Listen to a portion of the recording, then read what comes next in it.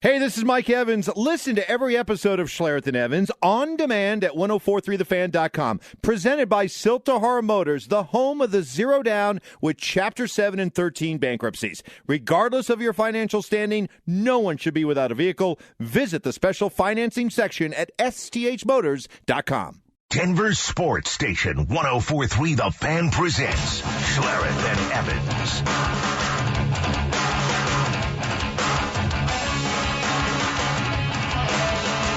The third preseason game, the final preseason game for the Denver Broncos, right around the corner this weekend. It's Zach By filling in for Mike Evans today, hanging out with the one and the only Mark Schlereth. We have the Rams on deck, and that will be, I know it's this weekend, it is Saturday once again.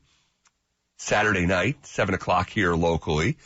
The Broncos' only preseason game that will be here in Denver before we kick things off. Stink, when it comes to Von Miller, this is a curious case here. This is a curious case for a preseason and a preseason conversation because Von Miller hasn't played in a football game since 2019. He gets hurt right before things get kicked off a season ago. The Broncos are obviously counting on him in a major way to be the best version of himself. They are paying him like one of the best defenders in all of football. I think he's sixth highest, I want to say, on the defensive side of the ball. Still, after they asked him to take a pay cut, he says, no, thank you. They cut me. They say, okay, we're just kidding. We'll bring you back. They're going to need him to be a superstar opposite of Bradley Chubb this year. But we just haven't seen him play ball. And he said into a microphone a week ago that he wants to play. He said he wants to knock some of the cobwebs off. And I'm just curious, when it comes to him, is Vic Fangio and the Broncos in like a damned if you do, damned if you don't scenario with Von? Because if you put him out there preseason, you're risking his health. And if you don't, and you wait for him to play in an actual football game that counts, you're asking him to go from 0 to 100 for the first time since 2019, which can also be just as risky from a health standpoint. Yeah, I agree with you. I think it's always nice to get out and get those first couple of hits and have a series or two. You know, depending on the play chart. Like you're saying, hey, we want you to play. Let's say we want you to play, you know, somewhere between 7 and 12 plays. And so depending on how long the drive goes, we're going to manage that and get you out and just let you kind of get your feet wet. I mean, there still will be, based upon the way you've played or the way this preseason has gone, there's going to be a rotation come the regular season, the first game of the season. I would have to imagine you're going to New York, right? You're going to play the Giants. They're on turf. You're going to have to manage the number of snaps he gets in that first game anyhow. You can't say, hey, Vaughn, here's 65 plays. Good luck. We're all counting on you. So I think in that first game on the turf, you're going to have to kind of manage that. And so we shall see exactly how they do that. But I'm sitting there thinking, okay, if an average game on defense is about 65 plays, then I think the way we're going to go with you is we're going to manage you somewhere between 35 and 45 plays, right? So we're going to have Malik Reed come in there and spell you, Jonathan Cooper come in there and spell you a little bit. We're going to make sure we put you in advantageous pass rush situations in nickel, 2nd down and 7+, 3rd down and 7+. Okay. We're going to put you in those situations, critical situations we want you in. But, you know, some of the first down stuff, some of the run stuff, some of those situations, we're going to pull you out and manage the number of snaps you get. So I just think it's a good thing. And I guarantee if Vaughn wants to play, I guarantee he wants to get in. Yeah. And I understand that. I mean, there is something about let me just get my feet wet again. Let me just feel in real time in a game situation, even though it's against backups, let me just feel those fits. Let me just feel my hands. Let me feel my feet. Let me feel a couple of real live in-game pass rush situations. Let me feel a little bit of anxiety and, you know, in that urge to, you know, to get off the ball. And let me just see a few things too. Let me see them, you know, with Let me see them run zone to me and zone away. Let me feel a split flow tight end going across the football and the adjustment that we have to make as a defense. Let me feel some of that stuff. So I guarantee you he would love to play 7 to 12 plays and then pop his shoulder pads off and feel good about what he just accomplished. Right. Just get that lather, knock off some of that rust. And I don't think it's a bad thing that he will be playing the Rams backups. I don't. And it's sort of like, not like it's going to be easy against anyone, but you're kind of just easing into it a little bit. You're not, you're not facing, I don't know who the left tackle is, or right tackle is in New York. But you're kind of just, you're working your way there. I remember when I'd be like rehabbing an injury in college, I'd go to my high school and, when I would start competing again, and I'd pick up one of the young freshmen or sophomores and kind of start there, against an opponent I know I'm going to be comfortable with and comfortable beating. So when Von Miller lines up, it's not. You're kind of a bully, Zach. You just go pick on. I want to pound his ass. Yeah, you pick up on freshman kids and and beat them down a little bit and make just react. Listen to me. Yeah. You and me Yeah. in a fight. You are Buddy Revell. You've never seen this movie, have you? This could be an assignment for you. I want you to go watch 3 O'Clock High. 3 O'Clock High. Yeah, I've coined you as Buddy Revell. By the way, I did hear Stoke. His name's Buddy Revell. Yesterday.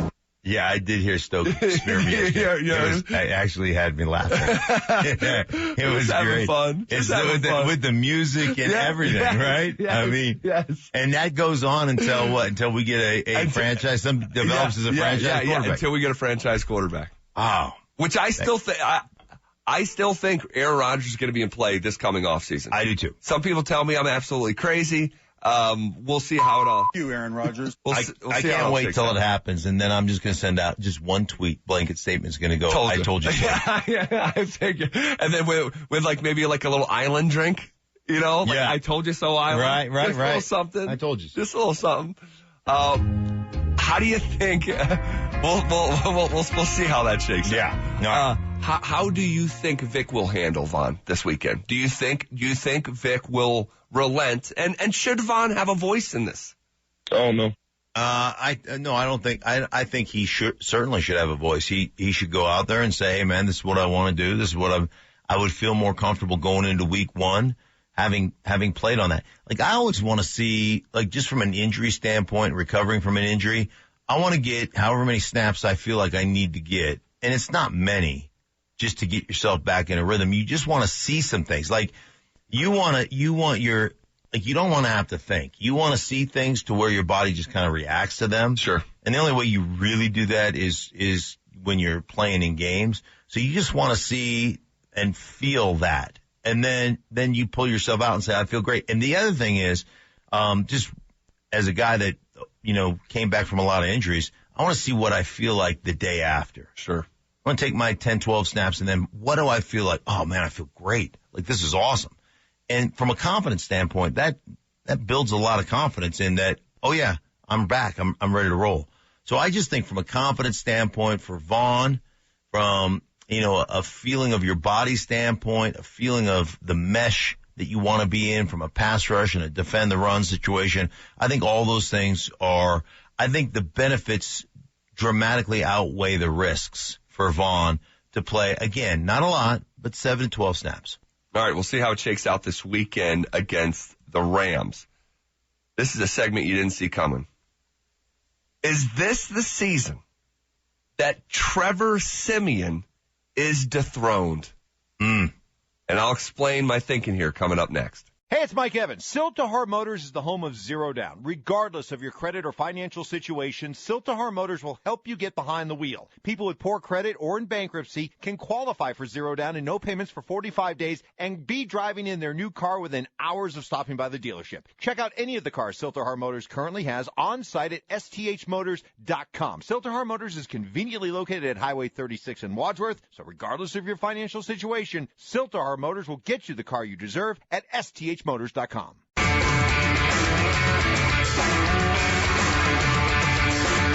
this the year 2021 the year that Trevor Siemian is dethroned? The heck are we talking about here? No. Zach By filling in for Mike Evans this morning. Stink. Believe it or not, since Peyton Manning retired in 2015, after the confetti fell, since then, the best season at quarterback we have seen here in Denver, Colorado, is Trevor Siemian's 2016, where he went 8-6 as a starter, threw 18 touchdowns and 10 interceptions, completed about 60% of his passes. Believe it or not, that is the most successful season at the quarterback position that we have seen. That's the bar. This season, does that get put in the backseat for whichever of these guys ultimately win this job?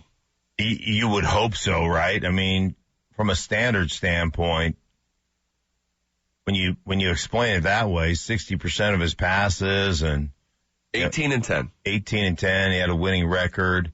And he was taking a beating too, man. Mm-hmm. I mean, he was taking some shots. He was. I would hope that you would be better than that. I would hope that you would have more balance in that. You'd run the ball better than that, and your quarterback would have, 65, 66% completion ratio, 2-1 on the touchdown to interception ratio. That ultimately is what you're looking for. I'm not asking for, 4,800 yards and, 36 TDs and, 12 interceptions, but you would think if you could get, 3,600 yards and, 18 and 10 or 18 and 9 with the defense that you have, you'd have a great shot at being a playoff football team, I would think. You're set up like that. Right. You got to think about the other side of the ball too. I mean, if a quarterback just did that, was just able to chew gum and walk, like in this league right now, I mentioned it to you 2 days ago, like in the 2020 season, it was a record number, and I know you and Mike have talked. Actually, Mike was the one who brought this to my attention because he was reading like the Boston Globe, and they assembled these record stats. The most touchdowns ever thrown in any season was the 2020 season. Mm-hmm. The least amount of interceptions ever thrown in any season was the 2020 season, and the highest completion percentage in any NFL season was the 2020 season. The league is just structured for quarterbacks to have success. It's not like it all happened like it was just at the crossroads of this like special moment in time. No, they have slanted the rules toward the offense, and that's been happening for years now. But last year specifically, we've never seen it quite like that. And in the midst of that, the Broncos quarterback was dead last in completion percentage and led the league in interception. Right. You think about what transpired last year. I mean, when you think about the fact that, one, they decided to quit calling holding. Like anything on the backside, you could yank a guy down, you could do whatever. They're just not going to call it. I mean, it had to be so egregious for it to be called last year.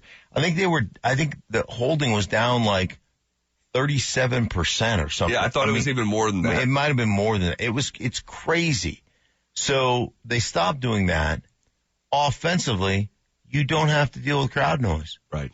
All your audible systems. So like when you go on the road historically, Zach, you can take, when you go on the road against a team like Kansas City, or you go on the road against a team that has a loud home stadium, Seattle, whatever it is, any home stadium, you essentially take about 35-40% of your playbook and you scrap pile it. So we can't run any of this.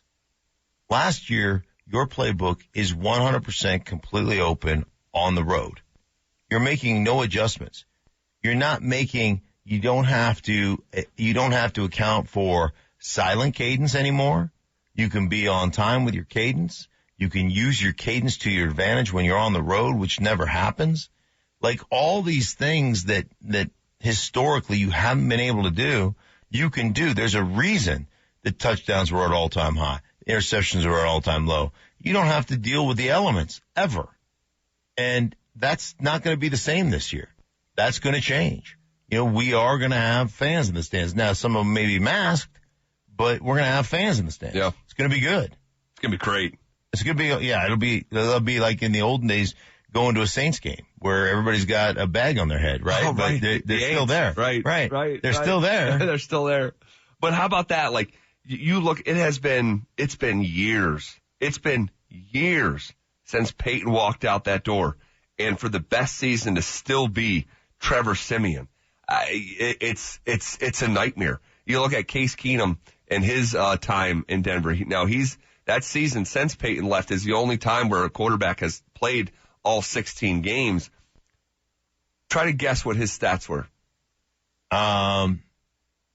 Shoot, I did a couple of those games with Case Keenum. I did the opener against Seattle. I think it was the opener. Maybe it was the second game. It was the opener. It was the opener. He threw 3 touchdowns and 3 picks. Right? Yes. I'm going to say that Case Keenum threw for 3,300 yards. Keenum, there's the interception. Like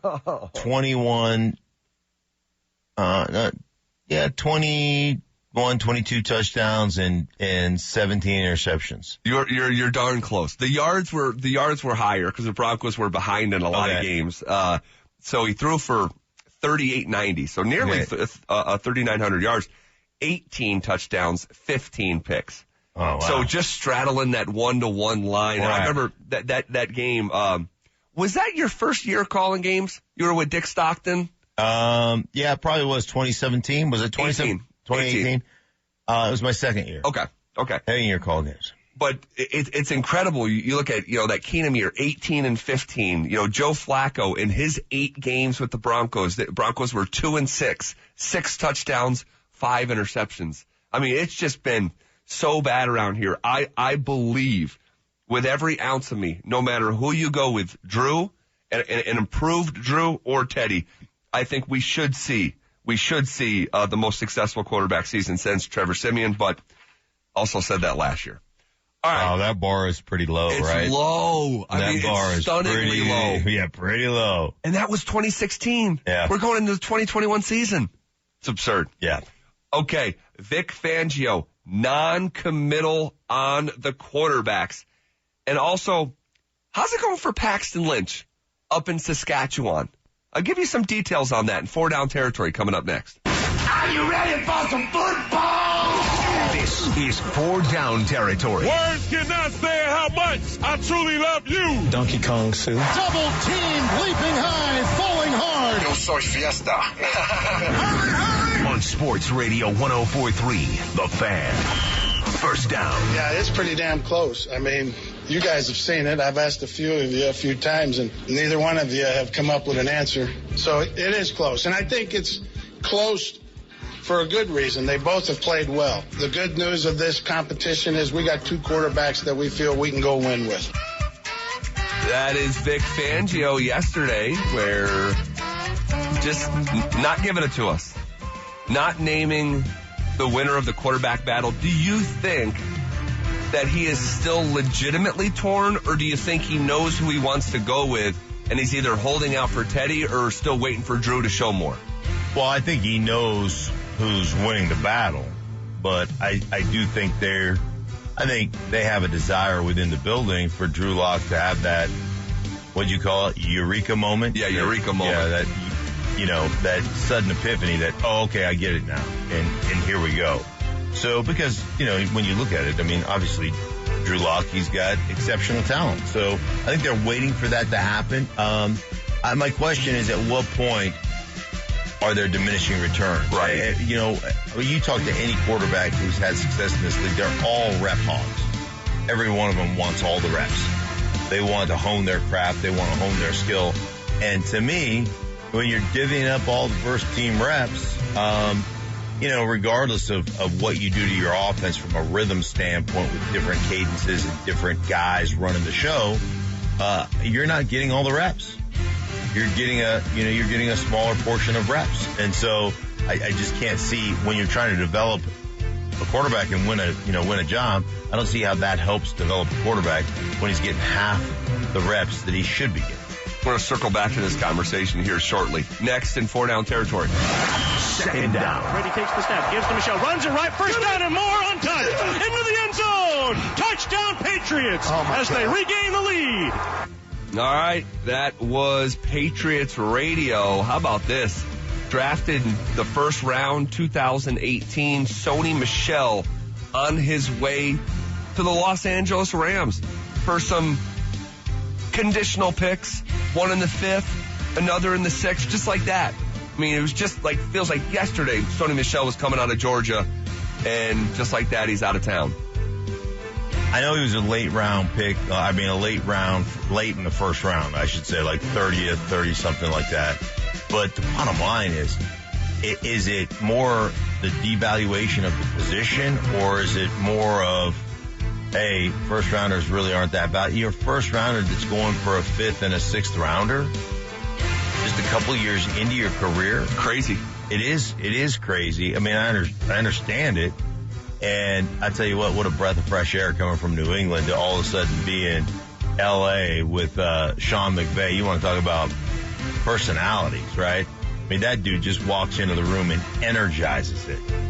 Just energizes the room. I just completely different mindset when it comes to how you're going to coach a football team. It should be a nice breath of fresh air for that kid.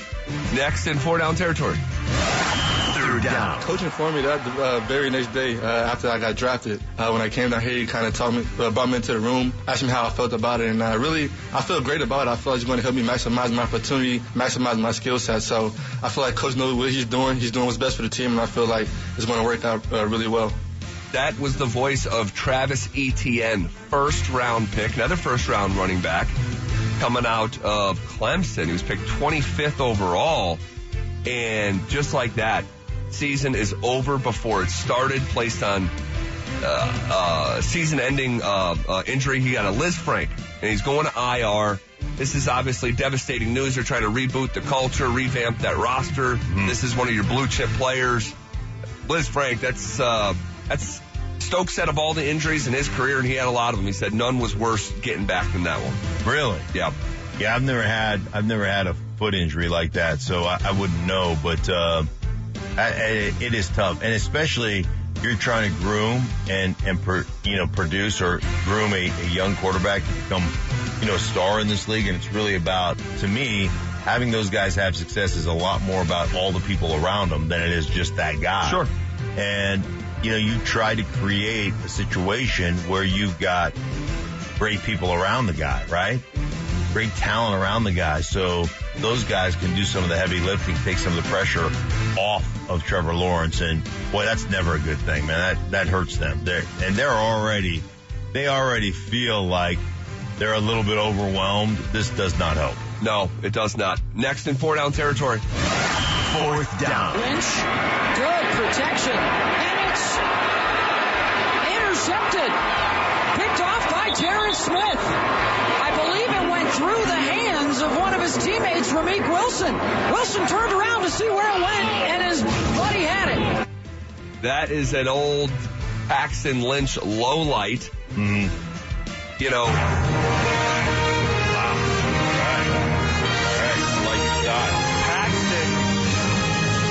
Paxton was battling. He was battling up in Saskatchewan for the Rough Riders. Not for the starting job. The starting job is a fellow by the name of Cody Fajardo. He was battling a fellow. Good old Cody Fardo. That's it. I like that. Paxton was in an open competition for the backup job against a fellow by the name of Isaac Harker. Now, Isaac Harker, once upon a time, played football at Colorado School of Mines. Okay. And Paxton has lost this job. He is the 3rd string in Saskatchewan. Just a little update on the Broncos' former first-round pick. There he is.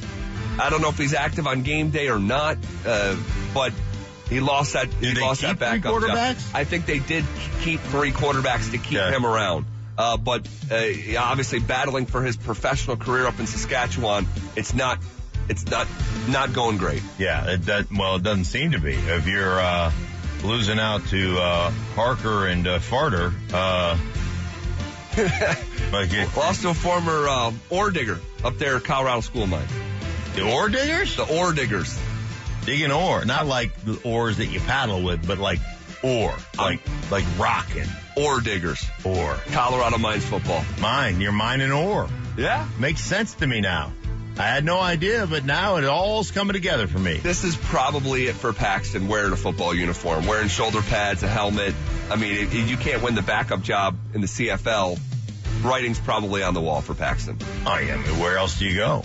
Unless, the spring league, when they start up the spring league, whatever it is, XFL, whatever the spring league is going to be. You could give that a run. Maybe you could give that a run, and maybe you could figure it out. I mean, the guys like Kurt Warner, Brad Johnson, there have been plenty of guys. I think Tony Romo might have been. Did Tony Romo go? I don't know if he did or not. But there are plenty of guys that had their opportunity or cut their teeth in that league. And so who knows? Maybe that's the key. Maybe that's the key. Yeah. All right. Romo, where did he? I know Kurt Warner played in the league. Yeah. Romo. I'll have to follow back up on that. All right.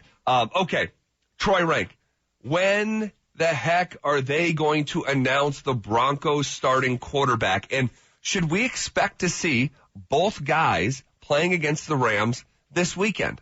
We'll check in with Troy Rank coming up next. Troy Rank, our Denver 7 Broncos insider, presented by Rox Heating and Air, ROX, Rox Heating and Air. Troy, yesterday we thought it could be a big day over there at UC Health Training Center when Vic Fangio would announce at long last the starting quarterback of the Denver Broncos. He did not, said it's still very, very tight.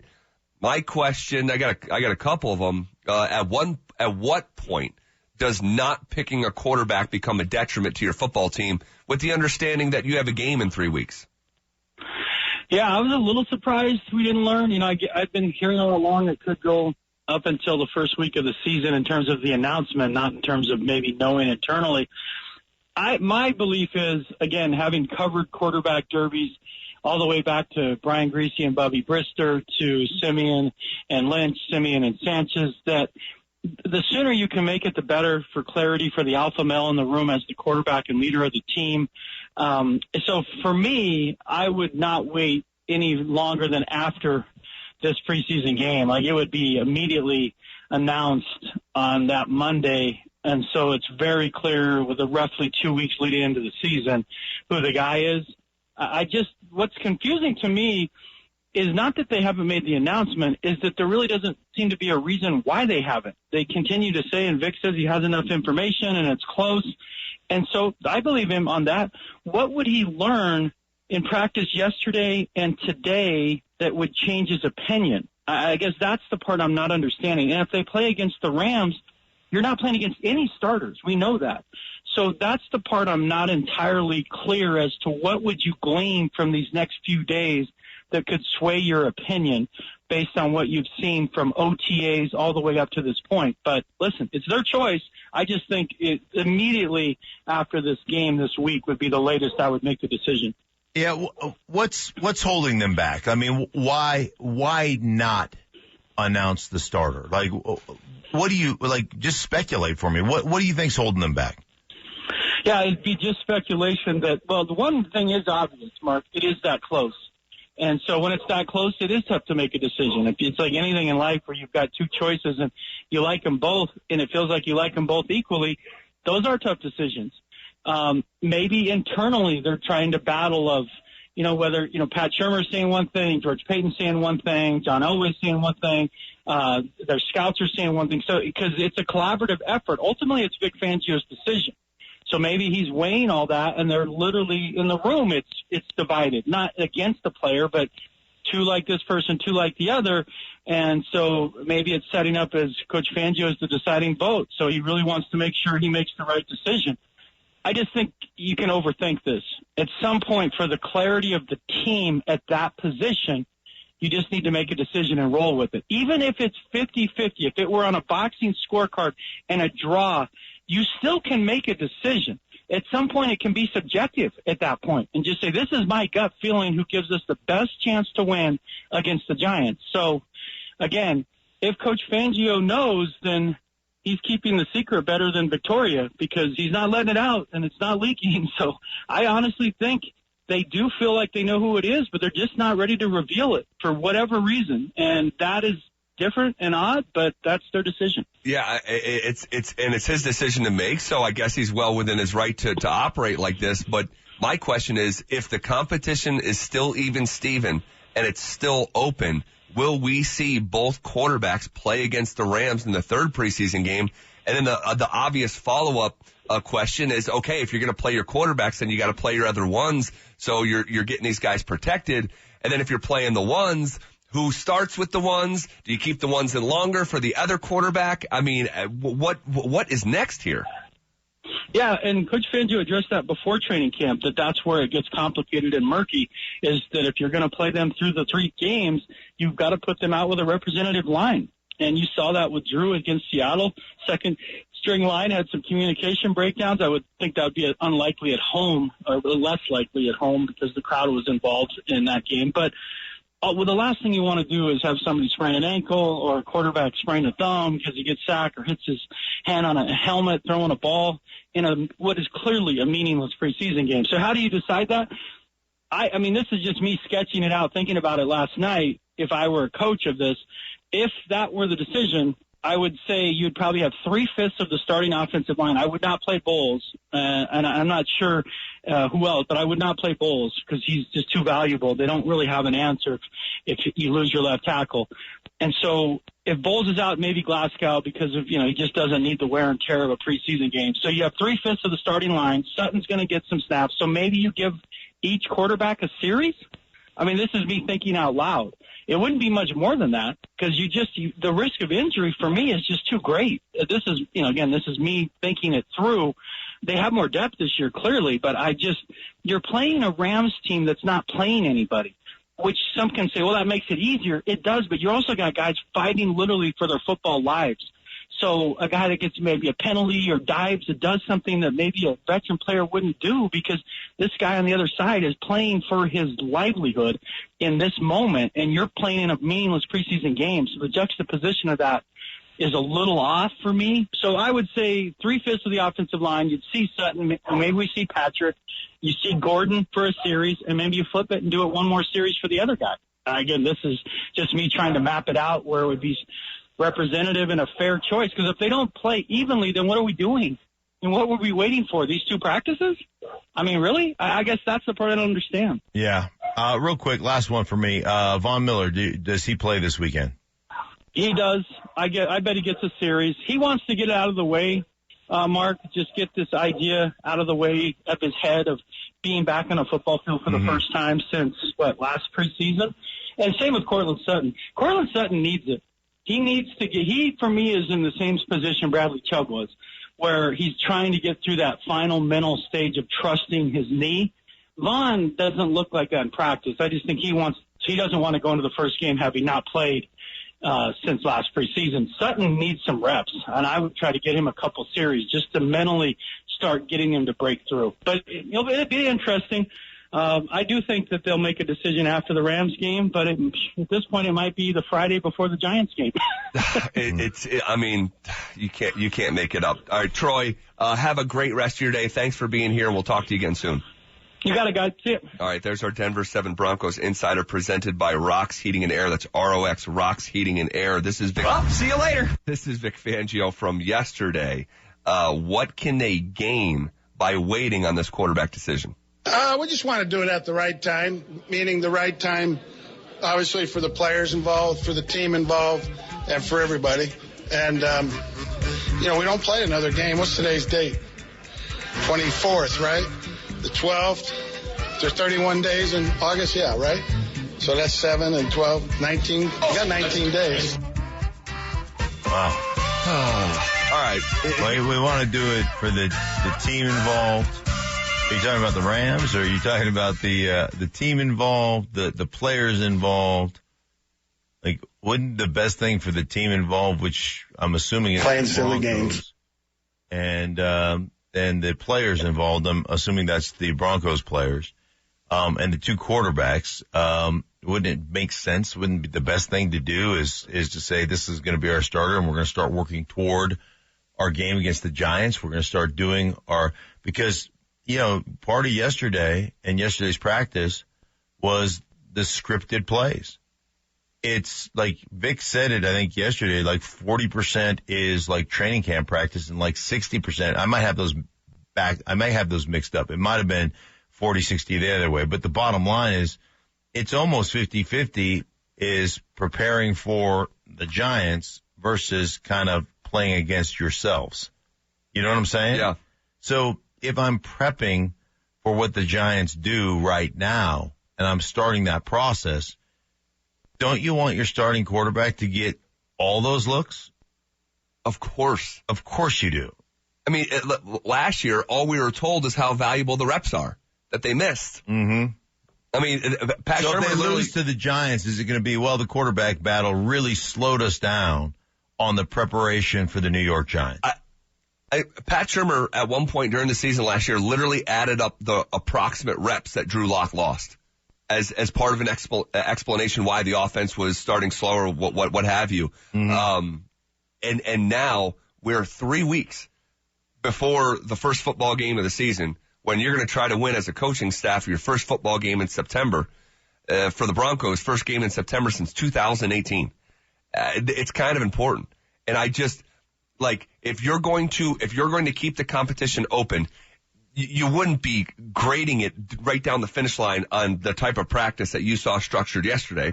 So you would think that it would be left to the final preseason game. But if you're going to play both guys, you got to play them both with the ones, because you can't have one guy get 2 games with the ones and 1 game with the twos.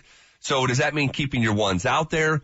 Who plays for how long? Just like the domino discussion of this conversation is like, you know what, Stink? My prediction as I sit here right now on Wednesday morning at 7:56 in real time, I don't think they're going to play anyone. I don't think they're going to play, maybe Vaughn will play, maybe, a handful of starters will play, but I don't know if any of these quarterbacks are going to play. I don't know if Garrett Bowles is going to play.